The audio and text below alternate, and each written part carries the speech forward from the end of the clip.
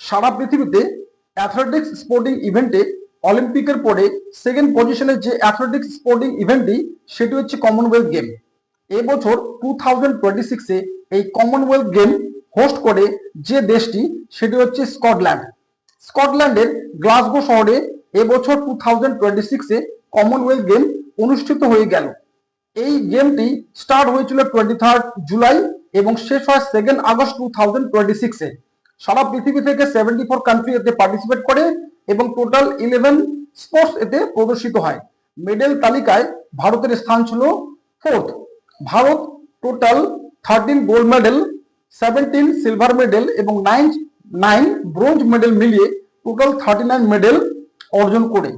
Medal তালিকায় যে দেশটি প্রথম সেটি হচ্ছে অস্ট্রেলিয়া, সেকেন্ড ইংল্যান্ড, থার্ড হচ্ছে কানাডা, ফোর্থ হচ্ছে ইন্ডিয়া এবং ফিফথ হচ্ছে আয়োজক দেশ স্কটল্যান্ড।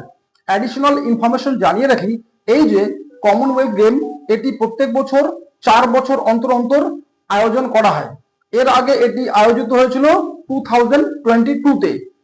সেবারে এটি অনুষ্ঠিত হয়েছিল ইংল্যান্ডের বার্মিংহাম শহরে। সে বছরে ভারত মেডেল তালিকায় 4th ছিল। এবার 2026-এও মেডেল তালিকায় ভারতের স্থান 4th।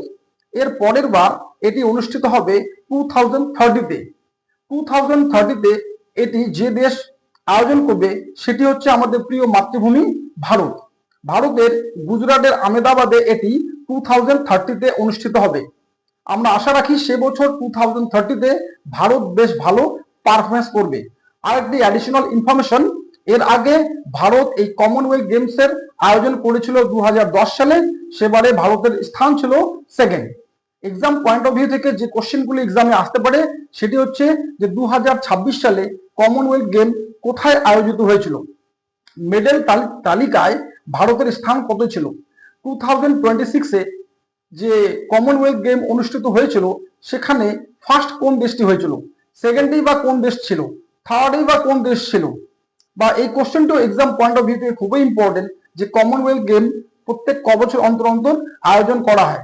2026-এ কোথায় হয়েছিল, এর আগের বার অর্থাৎ 2022-তে এটি কোথায় হয়েছিল, এর পরের বার অর্থাৎ 2030-তে এটি কোথায় হবে।